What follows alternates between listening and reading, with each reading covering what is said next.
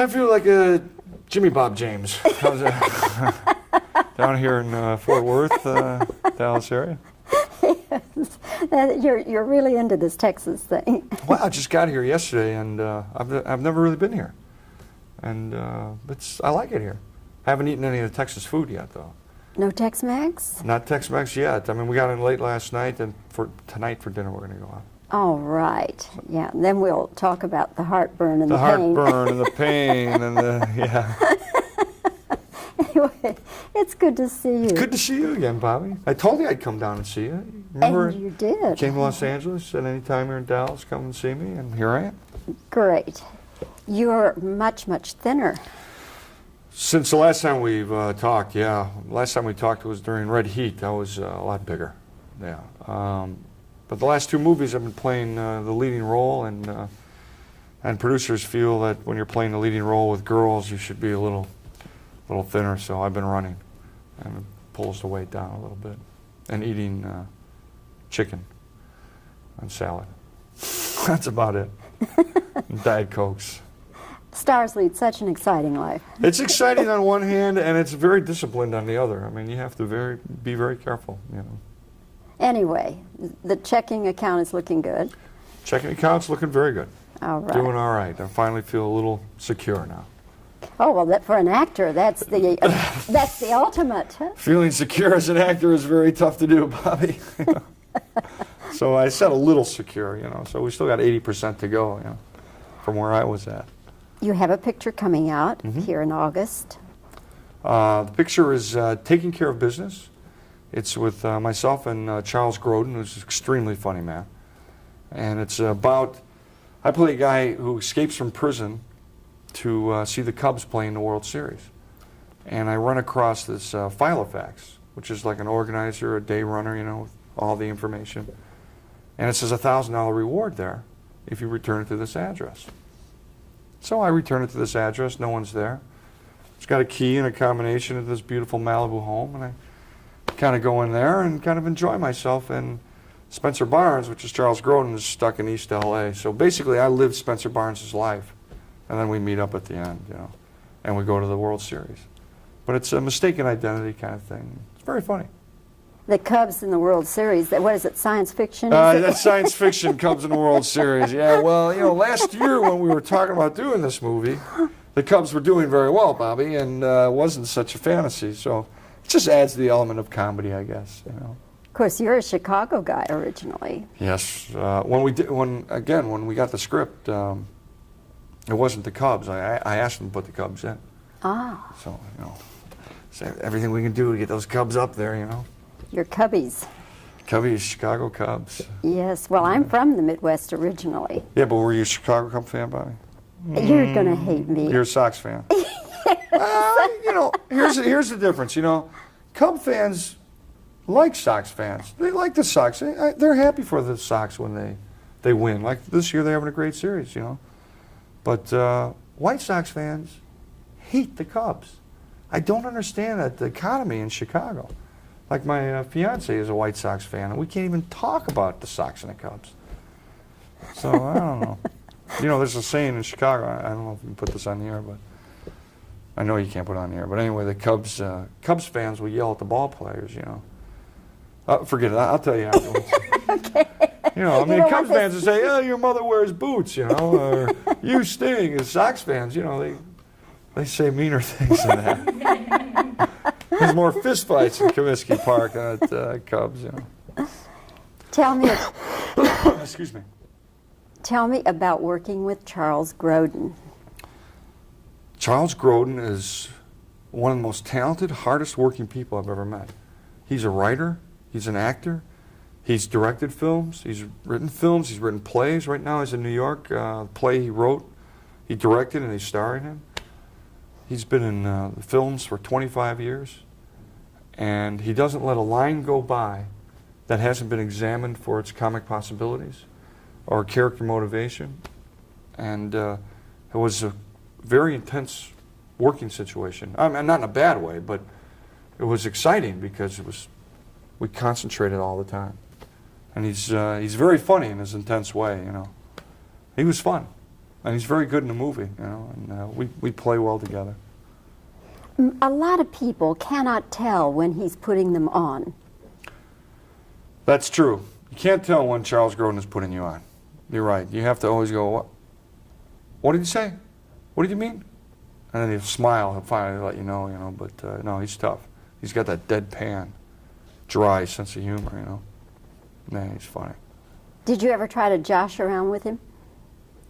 No, he's very serious. Like I said, Bobby, you know, when you're working, you work.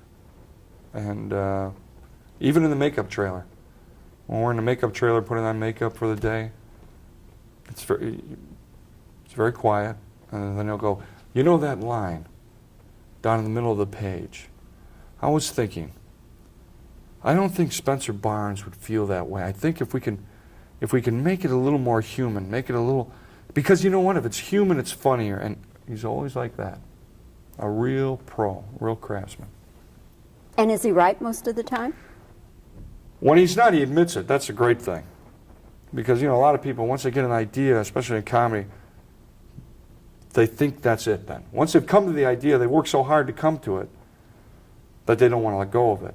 And they'll fight for that joke or whatever. But he'll go, okay, all right, I see what you're saying. You're right, let's try. And then he'll go right on to the next option. You know, he's very good.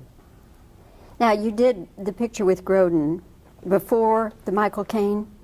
Right. I shot Taking Care of Business last year, and it's out August 17th. And then I went right into another film for Disney, Touchstone Pictures, called Mr. Destiny with Michael Caine and Linda Hamilton. John Lovitz is in it. And James Orr wrote and directed. He's the guy who did Three Men and a Baby. He wrote that. So that's an exciting film. Michael Caine's an exciting actor. I haven't seen that film yet, but my fiancée saw it and she said it was great. So. Would she lie? No, she wouldn't lie. Not about that, because I look at her, I go, was it great? Was it good? Was it fine, or did it suck? She goes, this one was great. So, but that one's about, Mr. Destiny is about a man who when he was 15 was in a high school championship game, and it was a ninth inning, 2 outs, full count, man on third, and this is his chance to be a hero. And he strikes out. And so for 20 years he's regretted that moment in his life, and he feels his life would have been different if he would have hit that home run. He says in the movie, I would have been king. And Mr. Destiny, Michael Caine, comes along and gives him an opportunity to see what his life would be like if he had hit the home run. So it's like It's a Wonderful Life. Except for in A Wonderful Life, It's a Wonderful Life, it's about a guy, if he wasn't alive, what the world would be like. And this one is about if the guy had hit the home run, how his life would have changed. And it changes drastically, and that's what makes it very funny. And at the end of the movie, he decides that he likes his life the way it is. It's a very warm, funny film. Michael Caine is another one of those pros. I mean, this guy has done so much work, and such good work. Michael Caine has made 66 films. He's been doing it for 25 years, like Charles Grodin. And he makes it look so easy. Watching him work. I had an exciting experience with him. For the first time it really happens, because that it happened. Usually you're always aware of the camera when you're acting. But when I was working with Michael Caine, he was the guy. The cameras disappeared, and I was this character in this world. It was so exciting, Bobby. I kept doing the scene over and over because I liked that feeling. I said, can we do another take? Can we do another take? So he really brings in the magic. And it's perfect because the character he plays is a magical character. Yeah, he's Cockney. He's from England. He was quite fun. He's got a wicked sense of humor. I know Michael. Yeah, you do that, huh? Especially when he has a couple of those beers, he can go. He is really funny. But again, you know, these people, you know, Charles Grodin and Michael Caine, when they come to work, they don't mess around. They don't blow their energy at all. They don't waste words. They're not rude by any means. They just are working on the line, working how to make scenes better. And then at the end of the day, if you want to, just talk, then he talks, but he wants to get the work out of the way first. So I learned a lot. These guys are real professionals. Did Michael ever talk with you about his childhood, his poverty-stricken childhood? Yeah, he did. He said something because when I work, I stay on a special diet. And he goes, Jim, during the war, he goes, I was brought up in a place like the Bronx in New York. He said, I was a short, skinny, really skinny boy. And I was about 5 or 6 when London was being bombed, and they moved all the women and the kids out into the farms. So I was raised on a farm. He said, I was eating organic food before it was hip. And he goes, that's why I'm 6'2" and 220 pounds, is because of the nutrition he had moving out. He said, otherwise, I'd be really skinny and short. So yeah, no, he talked about that. Oh yeah.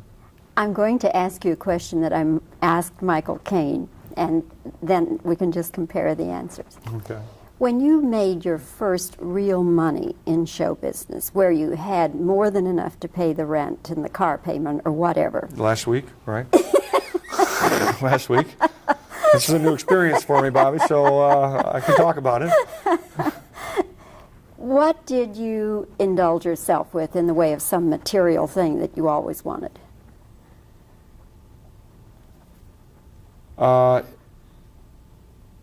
I really didn't, because the next thing I did was I went to the family.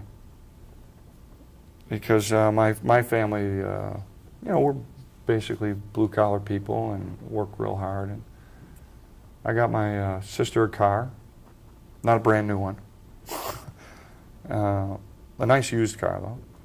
And I got my brother a car, Billy, and I paid off my dad's Visa bill, which was a big chunk. And then you know what I do? Is I take my fiance out to eat. That's really the most indulgent thing I do, because as a young actor, when I was going to school, it was like, I want to eat that. You look at the menu and I can only go out Friday night. I got to get this. Oh boy, I want a steak so bad. That kind of thing. Well, I won't have money for the end of the week if I do that. Now I don't have to look at the menu, at the price. I can go, I want that, and they bring it. That's the most indulgent thing I do. I'm pretty conservative, Bobby. You know what Michael told me? He went out and bought lots of underwear and lots of socks and lots of shirts, drawers of socks and shirts. Really? Yes, because he said when he was a child, he had one set at a time and had to be washed all the time. Huh? And dried overnight. Yeah. It was like this. Tom Cruise is like that about gym shoes. He loves gym shoes, and he was always upset that he could never afford another pair. And when he became famous, Nike just gives him shoes. He's got a closet full of gym shoes that haven't even been worn, but he just likes to have them there because of that one thing. Yeah, me, it was food. Food and restaurants, Jim, I won't take any more of your time, but it's just great to... Oh, I do want to ask you one other question. Yeah. Did you see the anniversary show of Saturday Night Live? Bobby, I was on it. You must have gone to the bathroom when I was on it and you missed me. I was there. All right, tell me what you did, because I may have come in late. Dan Aykroyd and I introduced a series of clips on John, on the 15th anniversary show. All right, I may have missed. Yeah, it was a long show. It was like a 3-hour show. Well, yeah. I worked Bobby, nights. you're a busy woman. I know that you do interviews, anyway, you're traveling. Let me ask you, were you happy with it? I haven't seen the whole show, but when I was experiencing it, I was happy with it. And happy with the way they treated John? Yeah, oh sure. Yeah. Yeah, no, it was good. I thought our intro was good. I thought they could have picked some better pieces in the clips, but I'm not in the editing room. But it's also, there's so many great pieces on John. It's like, well, why did they use that? Why did they use that? Because John's wife and I put together a video cassette of Best of Belushi, so I was familiar with all his work. And that's a good video cassette. I'll have to look that up. Oh yeah, it's a great video cassette. Did John have a piece that was your favorite of all? Well, that's the point I'm trying to make on what I saw. There are so many of them. There's not like a one. I could say one, and I could say, oh, I forgot about that one. I forgot about that one. I guess I like this Joe Cocker the most because that's really what got him to New York and got him to the National Lampoon Lemmings. And that's what got him on Saturday Night Live, that and The Samurai. So his Joe Cocker, I think, is the one I've seen the most, and I guess was my favorite. Okay, well, we'll look for that video. Oh, yeah, it's a great video. Okay. And look for Taking Care of Business in August. And Mr. Destiny in October 5th. we'll do it. And look for me when you come to L.A. All right. All right, Bobby, thank you. Thank you, Jim. That's great.